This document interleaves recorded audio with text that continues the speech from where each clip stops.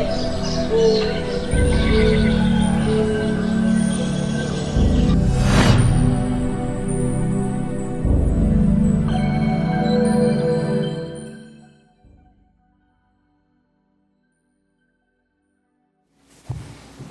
everyone, my name is Fiza Naqvi, and today I will be interviewing Congresswoman Illhan Omar.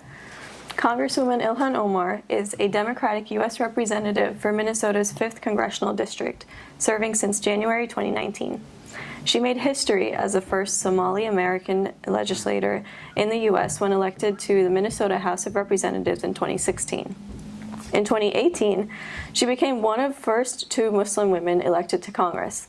Despite facing controversy and criticism for her outspoken views, Omar remains a significant and influential figure in American politics, dedicated to advocating for marginalized communities and systemic change. So thank you so much for taking the time to be here with us and answer all of our questions. Yeah, glad to be here with you. Thank you so much. So I think the bulk of the questions today are going to be focused on the Israel-Palestine conflict. So we will talk a little bit about the humanitarian crisis happening there, as well as trying to figure out how we can get to a resolution on this issue. But before we get started on that, I want to kind of take a step back a little bit. So you have a career in politics, and you know, you're in a very unique and influential and incredibly important position where you get to be the voice of the American people, which is not a small feat. So, you know, I just read your intro, and it's, you know, it's remarkable to hear all that you've accomplished. I want to ask you why you chose to pursue a career in politics. What was your primary motivation for going into this field? Yeah, so I don't think of it as a career in politics. I think of it as a continuation of a life of service. You know, I am an immigrant to this country. I was born in East Africa, in Somalia. I am someone who's experienced war as a child, and someone who lived in a refugee camp for 4 years. And that taught me about resilience and a need to have empathy and understanding. And so throughout my life here in the United States, it's been about paying it forward, trying to make sure people don't have the same struggles as I had. And for me, it started out being an educator, and wanting, you know, to utilize that desire to educate people, to also educating them about politics and policy, because they are interlinked.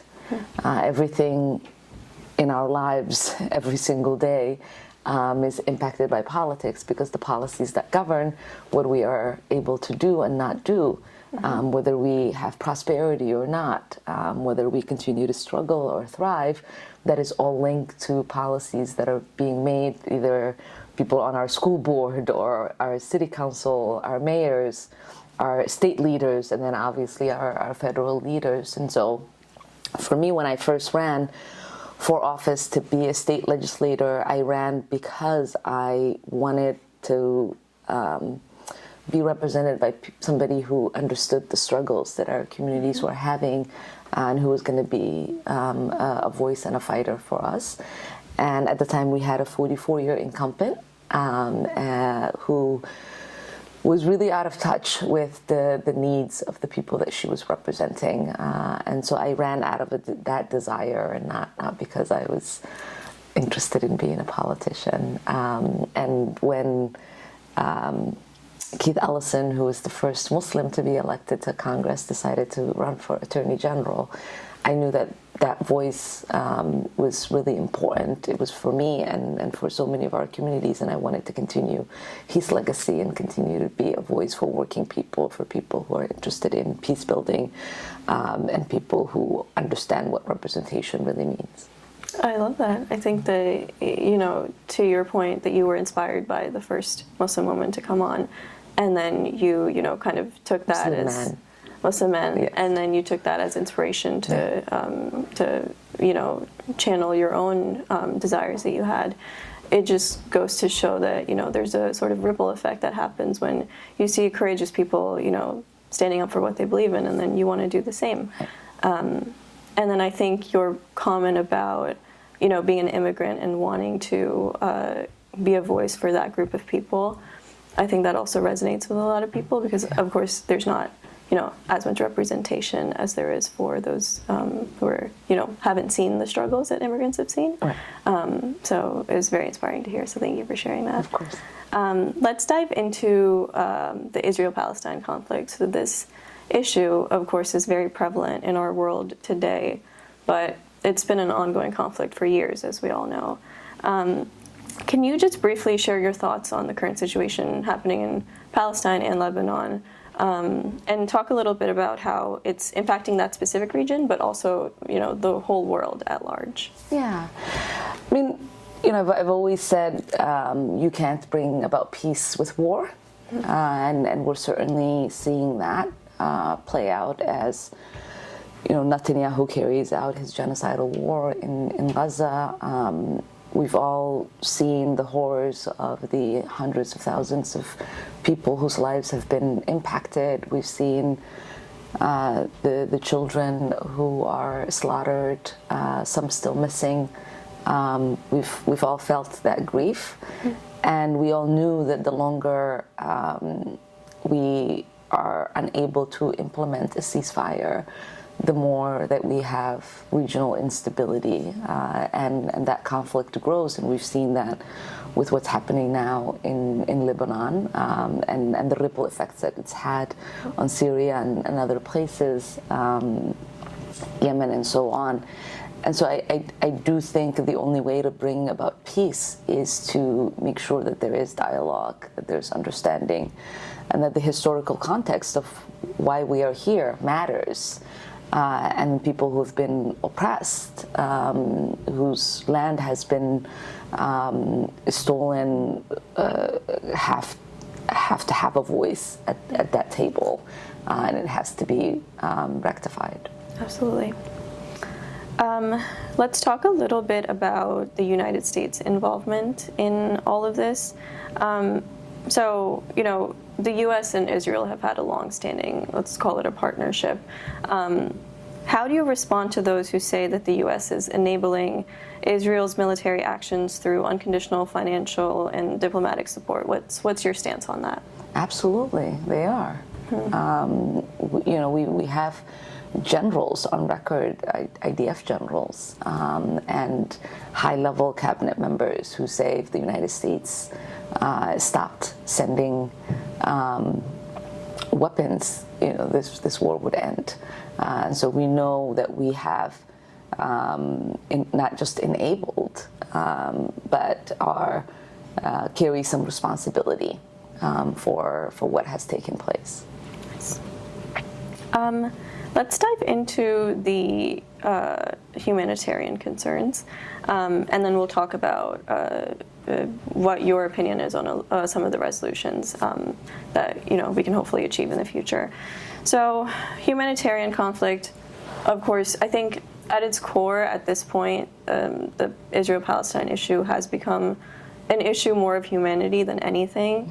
Put land aside, but religion aside, it's really, there's innocent women and children who are dying every day, and they're displaced from their homes. They've lost entire families. So it's it's a bigger issue than it's humanity at the end of the day. So I want to ask you what measures can be taken to protect civilians and ensure that they, at this point in time, have access to their basic necessities, like food and water and healthcare. What can be done to ensure that they have those rights protected at least? Yeah, I mean the tragedy of war that I think most people don't understand is that it is an active conflict. So regardless of how much there is an interest in the safeguarding of human life, people are being put in danger. They are in danger of getting killed. They're in danger of having displacement. They're in danger of hunger because there is no natural food sources that are accessible. They are in danger because those who can distribute and gather humanitarian assistance are themselves human beings who face the same challenges. And so we are seeing this human cost catastrophe play out as we hear about the hundreds of thousands of people that are facing starvation right now in Gaza. We hear about aid workers, whether they are doctors, nurses, or they are people who are delivering food aid, being targeted and sometimes being killed by the bombs that are constantly dropping. And so we can't achieve one without the other. We have to end the war in order for people to have their basic necessities met. And so you touched on a little bit of this in your answer, but again, going back to the human rights issue, there's been reports of a ton of human rights abuses, including the targeting of journalists or healthcare workers, and a lot of the people that you mentioned as well. As a member of Congress, we talked about earlier, you hold a position of power and you represent the people who care deeply about this issue just as you do. What actions are you taking to address the humanitarian crisis that's unfolding in Palestine and Lebanon, and to ensure that we hold those individuals accountable who have led to this sort of escalation? Yeah. I mean, so we've been pushing the administration to have an arms embargo. We've been pushing the administration to create corridors for humanitarian envoys to get through. We have supported the calls for accountability within the international community. So I think it is important for our country and its administration not to get in the way of the international courts holding Netanyahu and others accountable for the war crimes that they have committed against Palestinians. And I think it is imperative for us to also implement our own laws and uphold them, right? The Leahy law has been violated. It is a law that exists within the books that says we shouldn't be selling weapons to any country that is accused of human rights violations. And whether it is human rights orgs like Amnesty or it is the International Court of Justice, there is no doubt everybody is talking about the human rights violations that are being committed and the scale of the human rights violations that are committed. And so I do think that it is important for us to continue to call for accountability and end to the war. Mm-hmm. We're talking about this sort of, we mentioned it a couple of times, the theme of like a ripple effect. Mm-hmm. And, while you're speaking, it's of course, very apparent that you feel very strongly about this issue. It started with, a group of people electing you into Congress, and now that you're in this position, you are advocating for, those things that you feel strongly for, and, maybe that can cause other people to change their opinions and, pass certain laws that will hopefully make change in this situation. Yeah, so. I mean, just an example of that, we, when we introduced the resolution calling for ceasefires, I think like 7 or 9 of us, mm-hmm. And within weeks we were able to multiply that number and continue to do so. The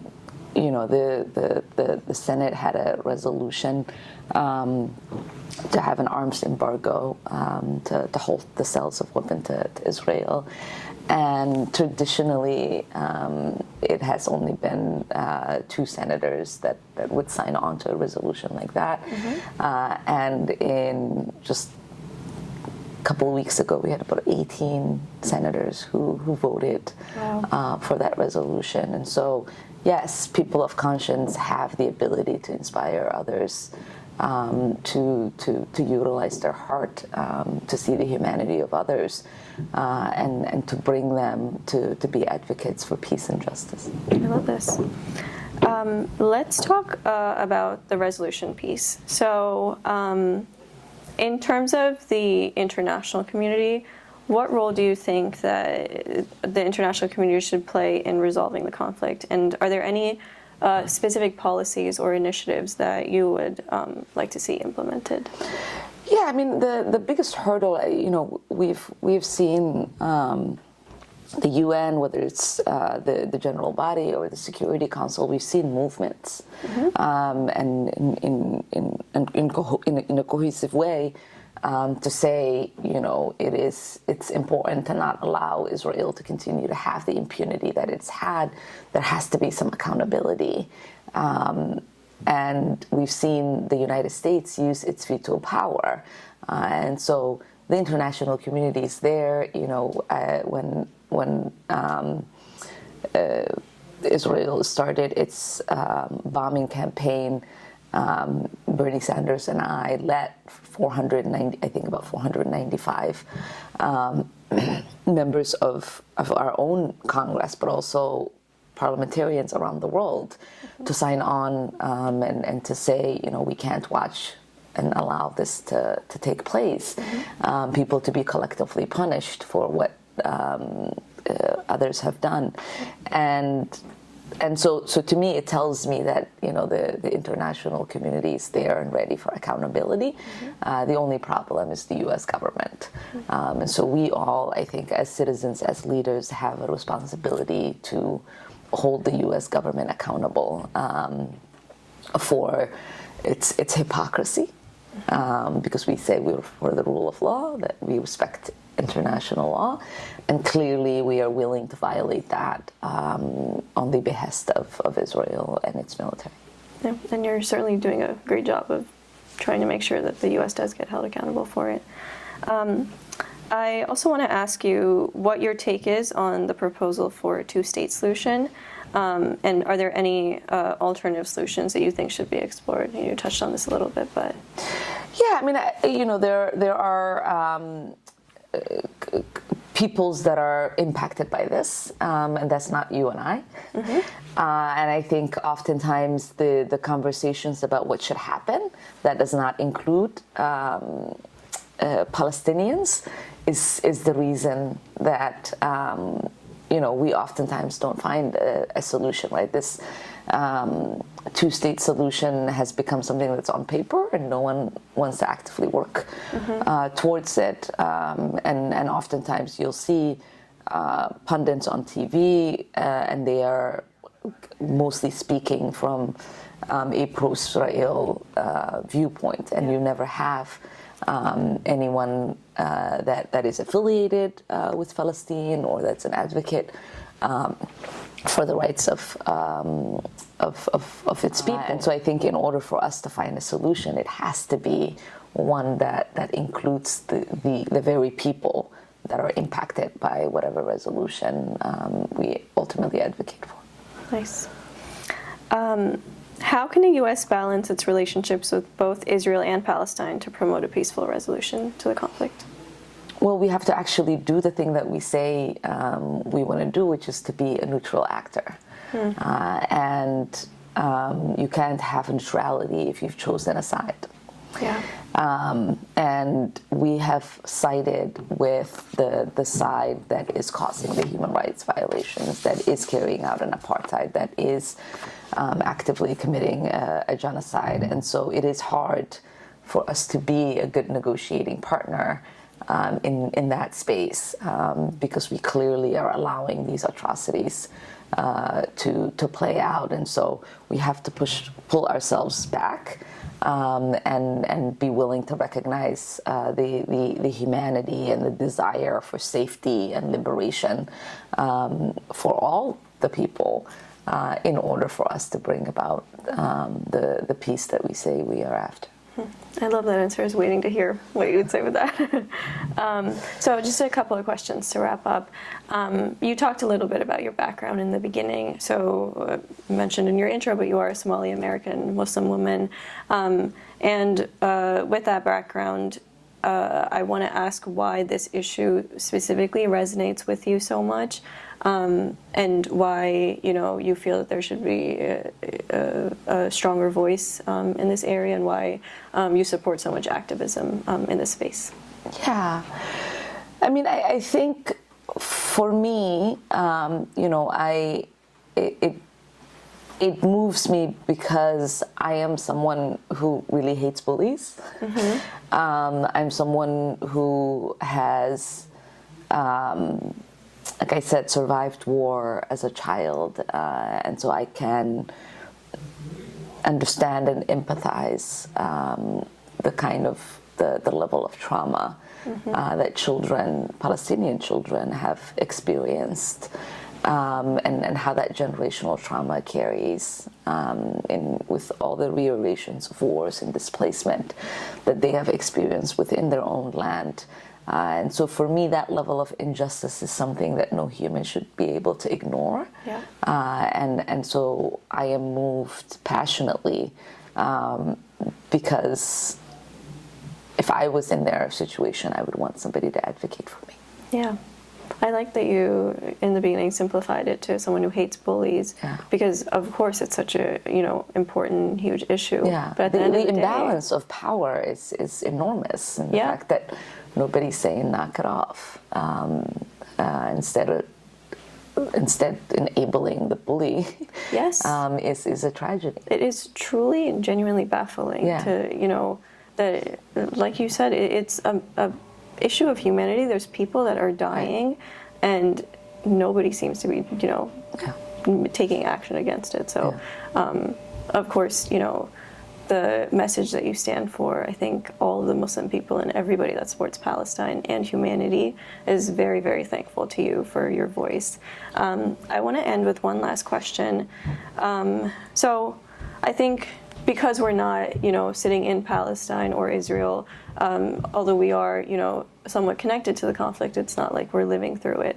So for everybody that's listening to this interview and wants to get involved and wants to take action, what is something that they can do, as an individual person, as an American, to take just small steps to move towards a peaceful resolution, hopefully? Yeah, educate yourself. Arm yourself with the facts, and try to educate everyone around you. We find that so many people